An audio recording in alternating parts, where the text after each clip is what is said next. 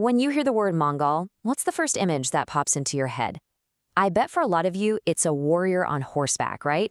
A ruthless conqueror, part of this massive, terrifying horde sweeping across the plains. But is that really the whole story? Okay, let's get into it.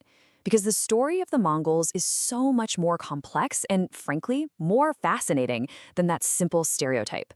We're going to look at their empire through a few different historical lenses to try and see a more complete picture of who they really were. To really understand the Mongols, you have to start with how they understood themselves. And to do that, we need to look at the most important piece of writing they ever created. This isn't just some dry list of kings and battles. Not at all. This is The Secret History of the Mongols. It was an epic story written for the royal family right after Gengis Khan died.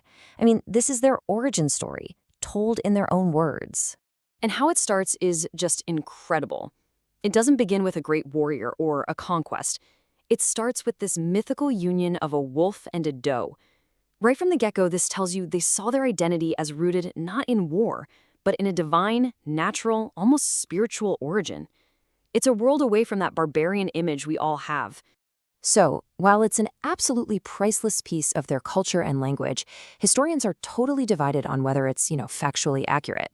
On the one hand, it's our best source for their early language. On the other, you've got scholars who say its historical value is practically zero. And right there, that's our first big clue. To understand Mongols, you've got to get comfortable with contradiction. All right, let's switch gears and look through our next lens.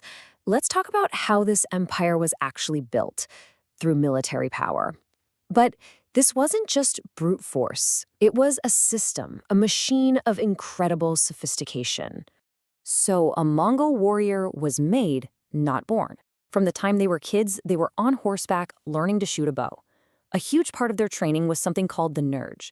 Imagine this massive, organized hunt that would go on for weeks. But it wasn't just about food. It was a full-scale military drill that perfected their teamwork and tactics. And on top of all that, Genghis Khan brought in an ironclad discipline that was just unheard of. For instance, no warrior was allowed to loot until the battle was totally over, ensuring everyone was focused on one thing: winning. And you can see their genius for organization right here. The entire army was built on a simple system of tens. From the basic squad of 10, the Arban, you scale up to 100, then 1,000, all the way to a Tumen, a division of 10,000 soldiers. This made their armies incredibly flexible and gave commanders precise control over huge numbers of troops. And all these tactics were backed up by some seriously superior tech. The Mongol composite bow was an absolute game changer. Just to give you an idea of its power, it had a pull weight of up to 75 kilograms. That's more than double the power of a standard English longbow. You put it all together, the lifelong training, the brilliant organization, and this incredible technology, and what you get is devastating. But here's the thing. Conquest is really only the beginning of the story. A whole new wave of historians, looking at this through a more modern lens, are arguing that what the Mongols built was maybe just as important as what they conquered. This idea is called the Pax Mongolica, the Mongol peace. I know, it sounds crazy, right? But scholars like Marie Favero argue that the horde was a force for global connection. They say the Mongols were administrators and city builders who secured the trade routes, creating a massive economic boom across Eurasia.